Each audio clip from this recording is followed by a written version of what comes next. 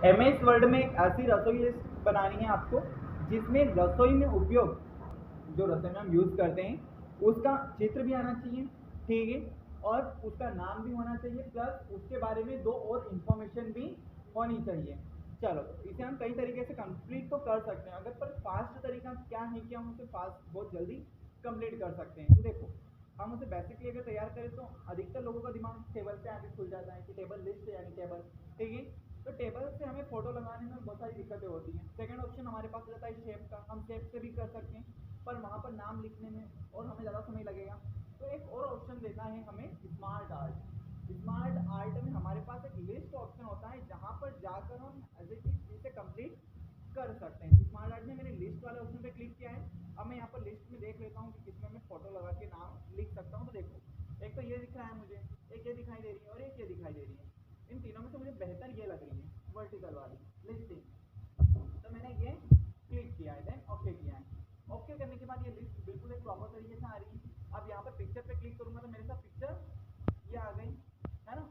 अब यहाँ पर आप नाम लिख लेंगे जो भी है ना, तो इनका जो भी नाम है वो आप लिख लेंगे, ठीक है। उसके बाद जैसे कि फॉर एग्जाम्पल मैं रसोई के लिए बता रहा हूँ, मैं आपको कैसे बनाया जाता है वो छोटे वो बता रहा हूँ, ठीक है। अब मैं इनकी एज लिख देता हूँ, एग्जाम्पल एज, एग्जाम्पल ज़्यादा होती है क्लियर है, और मैंने फ्लैश कर दिया है इसमें, ठीक है। कहाँ रहते हैं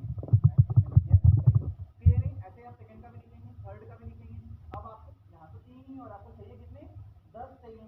तो हम क्या कर देंगे, एड शेप ऑप्शन दिखाई दे रहा है, इस पर क्लिक करेंगे। क्लिक करने के बाद आफ्टर और बिफोर, बिफोर का मतलब होता है पहले और आफ्टर यानी बाद में, ठीक है। और सॉरी, बिफोर यानी पहले और आफ्टर बाद में, ठीक है। मुझे इसके नीचे चाहिए तो मैं क्या कर दूंगा, आफ्टर, आफ्टर यानी इससे पहले आपके पास आ जाएगी। ऐसे करके आप लिस्ट को बनाते जाएंगे। बट अब यहाँ नाम लिखने का तो कोई ऑप्शन ही नहीं दिखाई दे रहा है, तो आपको कुछ भी नहीं करना है, जो शेप है उसका नाम लिखना स्टार्ट कर देना है। उसके बाद अब आपको बुलेट पॉइंट में 2 नाम चाहिए। अब बुलेट पॉइंट में चाहिए तो उसी के जस्ट नीचे आपको यहाँ पर एड बुलेट पॉइंट दिखाई दे रहा है, आप एड बुलेट पॉइंट पे क्लिक करेंगे, आ गया बुलेट पॉइंट। अब इन्फॉर्मेशन लिखो, क्लियर है। तो कैसे शेप को ऐड करना है और कैसे उसमें बुलेट पॉइंट देना है, कैसे इमेज देना है और कैसे लिस्ट बनानी है, सारा चीज़ें क्लियर है।